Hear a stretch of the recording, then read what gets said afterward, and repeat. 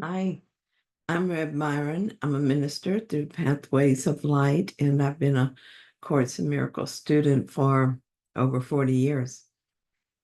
Today, I just wanted to talk about something that's been on my mind.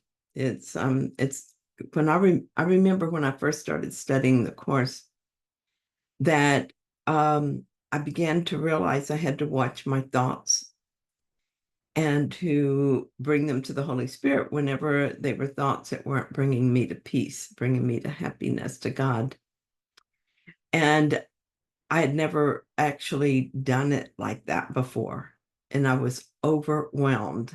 There were so many thoughts. It's like there was a thought every second, every nanosecond. Like, how am I supposed to do this? How am I supposed to ever be through with this? And over time, I discovered something that was very helpful. It looked like there were millions of thoughts, and I guess there were, but if I started separating them out into the belief that sourced the thought, then I began to realize there weren't that many beliefs, and that I could forgive not just the thoughts, but the beliefs. So, for instance, a belief in lack. Sometimes I'd look at my bank account and I would think, oh no, I don't have enough money. And that's a belief in lack. At other times, I would be sick and I would think, oh, why am I sick again? And that would be the belief in lack. It's a lack of health.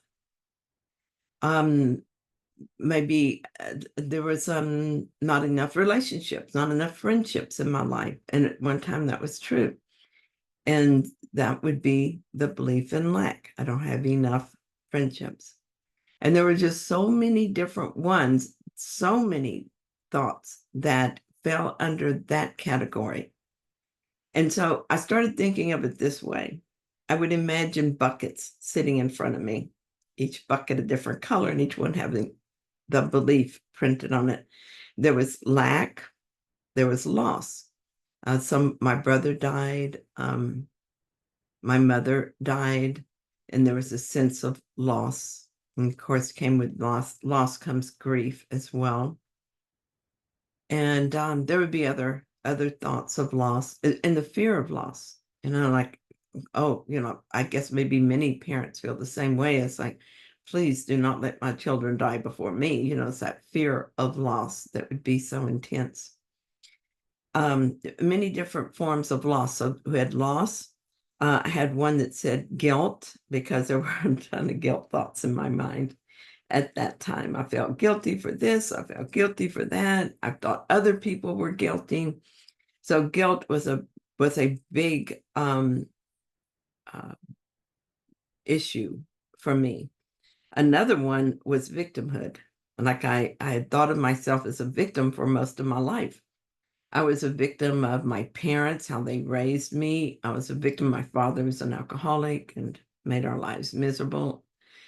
Um, I was a victim later as I got married, and sometimes I would think of myself as a victim of my husband, a victim of my children if they didn't live the way I thought they should. Like, it would be that thought of, if only that would change, I would be happy. So it made me a victim, not in reality, but in my mind, I was a victim.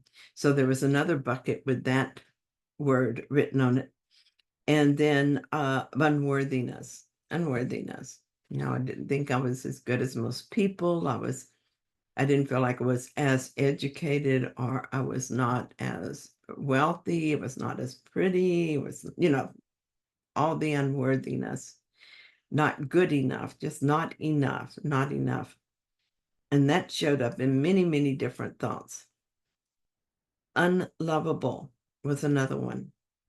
I didn't feel like I was loved. I didn't feel like I knew how to love. I just did not feel like I was lovable. And so that could show up in really simple things. Sometimes, like my friends, I heard that my friends went someplace and they didn't invite me, Maybe I'm not lovable. Maybe they don't love me. Or maybe that would fall under unworthiness, depends on what was in my mind at the moment. So that knowing this and knowing that every thought begins with a belief. Everything that happens in the world begins with a belief. And so I began to say, instead of saying, well, I would look at the individual thoughts to discover what the beliefs were.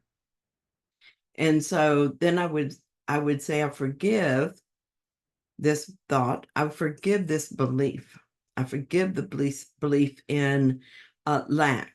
How could I lack? God created me as part of himself. I'm everything that God is. How can I lack? Loss. There is no death. There is no death. And there are other forms of loss, of course. Lose a friendship, lose money, lose all kinds of things you can lose. And I would, each time though, I would see the belief in loss and I would say, I forgive the belief in loss. Guilt. I forgive the belief in guilt. That's an ongoing one because guilt thoughts continue to arise at times, not as much as it used to, but still does. And so that belief has not been completely released. And so I forgive the belief in guilt. And I give that to the Holy Spirit and ask him to heal my mind of that belief. How could we be guilty? How could anyone be guilty? We are the children of God. We have been created by God. We are innocent. He created us innocent, therefore we are innocent.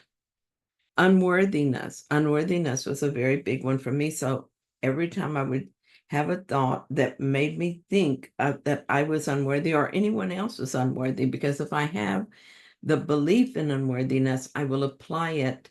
Even if I've applied it to someone else, I will apply it to myself because now I believe in it.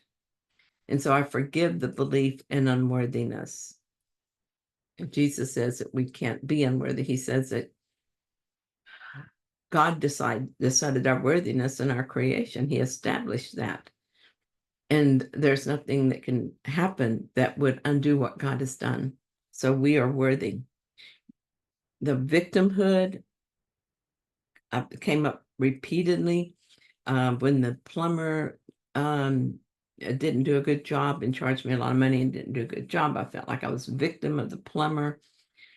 When after the hurricane, when it was so hard to get contractors and they would say they'd show up and they wouldn't, I felt like I was a victim to them, to the contractors, or that thought of, yeah, I've always been this way because, that's what my parents told me when I was young, that kind of thing, victim to parents. So whatever thought that had to do with victimhood, I would just forgive the belief in victimhood. And there go all the thoughts that go with it, because if you don't have the belief, the thoughts are meaningless. Unlovable, unlovable. That's a very common belief that many people have. They don't feel the love. They don't feel lovable. They don't feel like they know how to love. And certainly that was true for me at one time. And so that belief, I give up that belief. I was created by love, as love. How could I not be lovable? How could I not love? So anyway, this made it so much easier for me. It didn't feel so overwhelming. There were not like a million thoughts that just never ended. There were just beliefs, and there weren't that many beliefs. And I bet there's a few beliefs that I hadn't thought of today. So if you can think of a belief in your mind that you see show up as thoughts in your mind, share that in the comments. And thank you so much for joining me this morning. I appreciate it. I love you. And I will be back soon with another sharing. And I hope to see you there. If you found this helpful, please like it.